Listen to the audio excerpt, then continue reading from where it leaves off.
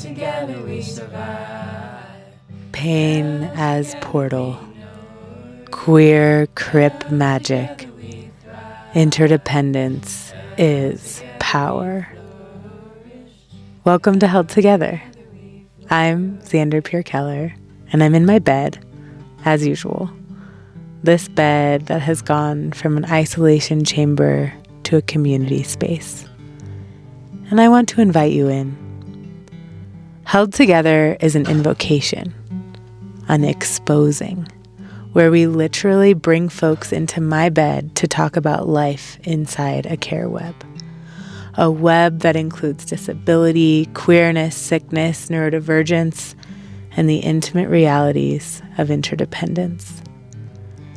I used to try to hold it all together, and now I feel held together. This is a recording from a live Zoom event where I bring a guest into my bed. So you may hear other folks besides me, my guest, and our host, Nora.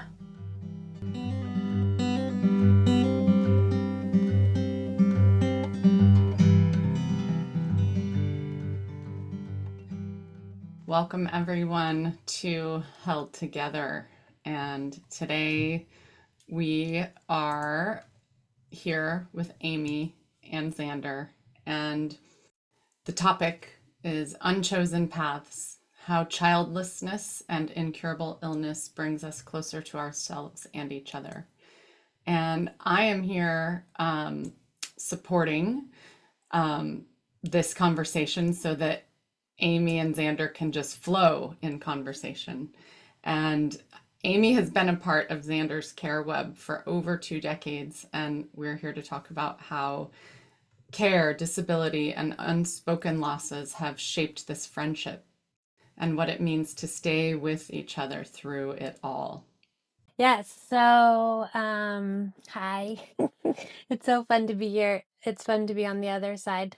Because with our first gathering with Beth and Xander, I was one of those little boxes, and now I'm the one sitting here. Beth, who's also behind the scenes around this, asked me to create a bio for this gathering, and I asked myself, oh, well, I guess I want to tell people who I am in relation to Xander. And so I wrote something like, Xander and I are currently nurturing our 20th year of friendship, having first met as freshman dorm neighbors and ultimate Frisbee teammates at Northern Arizona University and Flagstaff. We've danced with what love looks like through many seasons of relationship. And then I love asking like funny prompts. And when I think of the question, oh, if you were to ever write a book, because I'm not sure I ever would, but maybe, who would you dedicate your book to? And so immediately, like, there's only one person I could possibly do that to, and that's Xander. The dedication I wrote is to Xander. No one has nor likely ever will impact my life more than you. I'm forever grateful to the divine for bringing us together. So that's my bio. And then Amy was like, "Did you read that?" And I was like, "Oh gosh, no. I didn't see the email," which is actually really special because it's so touching and surprising. But also, when I did look at it, I was like, "Amy, that's not a bio." And so then I wrote Amy's bio. Yeah.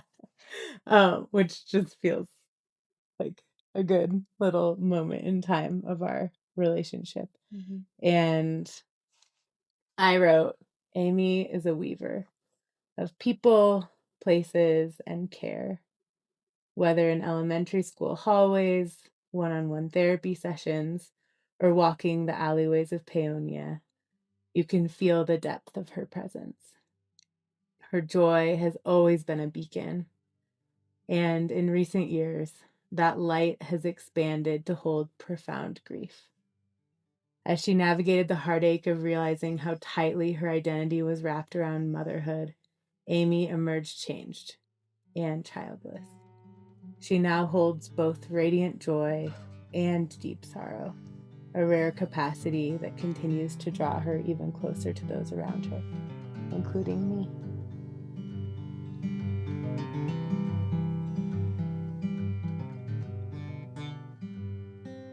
I have the big question, which is, what does interdependence look like in your relationship?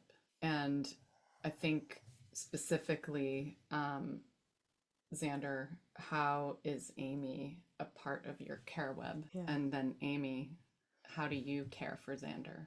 It's interesting, even just hearing those questions, I feel discomfort. Because I'm like, wait, but also how do I care? I'm like, I said that too inside, and yeah, which I think is just helpful to notice, because part of my journey in life and in this relationship has been around finding and acknowledging my needs. And there's just like this deep, deep place in me that doesn't want to be needy. And like even just the word needy sounds horrible, and like it feels horrible, at least to me.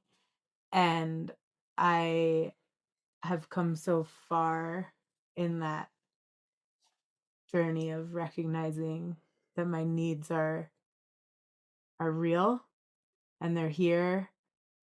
And so what am I going to do about that? Because there was a long time when I was disavowing my needs, which meant I actually couldn't show up in relationship. And it's such an interesting paradox for my body and mind to recognize the more that I acknowledge my needs, the more that I can actually show up and offer and care. And that's just something I'm still trying to even integrate, I think. But I'm open to all those questions, and I just wanted to name that there's this discomfort for me of like, I don't want to be the only one receiving care. And I think that is part of this exploration, is what is interdependence, and is it sometimes one directional or unilateral, and is that okay, and is it sometimes reciprocated, and can I notice the ways that I'm also caring, even if it looks less tangible or obvious. So that's my intro. Yeah, I mean, I think interdependence, interconnectedness, intersubjectivity, like, I don't think just in the definition of what those words mean, it is possible to be one directional. Like that isn't what they like. That's, like that doesn't work with those words. But it might not be tit for tat, right? It might not be, and it might not even be between us. It could be between a larger collective, right? Of what does it mean to be a web? It's not just these two. It's like there's all of this. So as I'm giving to you, as you're giving to me, it's of course going way beyond us. And I mean, that raises the question inside of me of why would you be in a relationship if you weren't getting something out of it? I'm not sure I am really in any. When I think of our relationship, there isn't a question of whether or not you care for me or of me, or right. Otherwise, I don't think I would be here, right? I think that is an interesting inquiry. Yeah. Like, yeah. And so redefining and opening ourselves up to yeah, what does care even look like and mean? What does it mean to give and receive?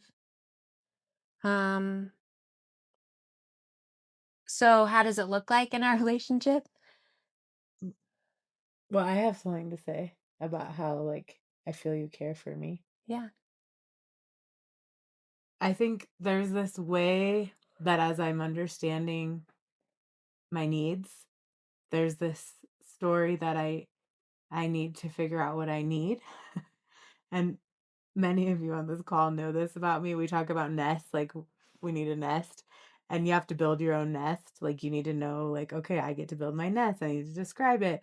And there's this part of me that just gets to this place sometimes where I'm like, I don't want to build my nest. Like I don't want to have to always do that. And there's some type of love when somebody knows me so well that they can offer something. And I know it's tricky because of codependence and like not wanting to anticipate needs and like disrupting a lot of those narratives. But there's a way in which you can offer things that I wouldn't even think to ask for, or that are so far beyond, yeah, what I could even conceive of as being possible, that is a type of love that is just like unbelievable and so generous. And I think the reason why that lands differently for you is because I know that when you offer something, you mean it, and that you actually have like the desire and the capacity to do it. And there's this deep part of me that's so afraid of receiving because I'm afraid, are there going to be strings attached? Is there going to be something that like I don't understand about it? Or like, is there some context, subtext that I don't get, that I'm like, have so many things I've been coughing up around receiving, that you've really taught me that when you offer something, it's given freely and it's given with like your desire to give it. And when I can receive it, I know that's also a gift to you because you are invested in offering this. And it's also fine if I don't, like, I don't have to receive it. But I think the way, it's not just what you care, like, it's not just what you offer, but it's the way that you do it, and like how clear and clean the offer is something that has just taught me so much about how I make offers and also how I receive care. So that's one piece. That makes a lot of sense. I mean, you've come so far. So far. I mean, in being able to receive. Oh boy. Wow. Yeah. And I don't know why I am the way I am, but yeah, I guess it's been an honor to be able to help model that, and just like also just offer that, and like, hey, this is actually pretty easy. You don't need to make this difficult. Yeah. And I think, so much of that comes down to trust. Right. Yeah. This was just a taste. The full conversation gets super raw. We talk about acknowledging unmet needs, navigating periods of disconnection, deep loss, letting go of expectations, and receiving. Click the link in the show notes or head to heldtogetherpod.com to subscribe for full-length episodes, raw conversations, and other behind-the-scenes goodness, like zines and original music. This is where you can also connect with us and me if you want to. I don't want this podcast to just show a care web. I want it to be one. We're building it together, learning what that means as we go. Stay tender, stay tangled, stay held together.